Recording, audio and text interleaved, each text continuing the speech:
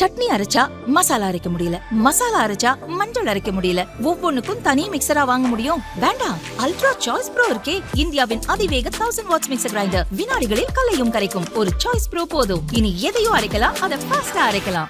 திருப்பத்தூர் மாவட்டம் மேல்குப்பம் எம்ஜிஆர் நகரில் முறைகேடாக மண் குவாரி இயங்கி வருகிறது. இங்கு கனரக வாகனங்கள் செல்ல வேண்டும் என்பதற்காக ரோட்டை அகலப்படுத்திய சமூக விரோதிகள் அங்கிருந்த நூற்றுக்கணக்கான பனைக்கன்றுகளை வேரோடு பிடுங்கி வீசியுள்ளனர். இதுகுறித்து தமிழக விவசாயிகள் பாதுகாப்பு சங்கத்தினர் திருப்பத்தூர் கலெக்டர் ஆபீஸில் புகார் அளித்தனர். வணக்கம், வடிவேல் சுப்பிரமணியன், மாநில ஒருங்கிணைப்பாளர், தமிழக விவசாயிகள் பாதுகாப்பு சங்கம்.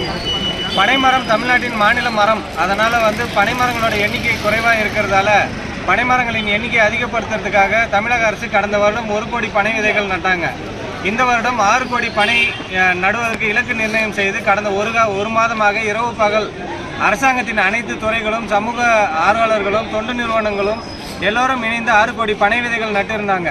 இந்த சூழ்நிலையில் திருப்பத்தூர் மாவட்டம் மாநில அளவில் 3வது இடம், 10,63,000 பனை விதைகள் நட்டு மாநில அளவில் 3வது இடம் பிடித்திருக்கிறது. கடந்த 2 நாட்களுக்கு முன்னால் மாதனூர் ஒன்றியத்துக்கு உட்பட்ட ஈச்சம்பட்டு கிராமத்தில் எம்ஜிஆர் நகர்ன்ற இடத்துல சாலை விரிவாக்கம் செய்வதற்காக யாரோ ஒரு சில தனியார்களின் நிலத்துக்கு சென்று வருவதற்கு நூற்றுக்கணக்கான பனை மரங்களை வேரோட பிடுங்கி வீசியிருக்காங்க. இது சட்டத்துக்கு புறம்பானது, சட்டத்துக்கு எதிரானது.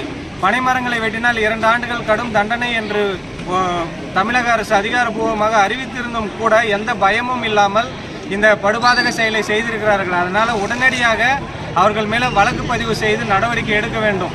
பசுமை தீர்ப்பாயம் இது மாதிரி மரங்களை வெட்டுவர்கள் மீதோ சேதப்படுத்துவர்கள் மீதோ எந்த நடவடிக்கையும் தொடர்ந்து எடுக்காது இருக்கிறதால சமூக விரோதிகளுக்கு பயம் விட்டு போயிடுச்சு.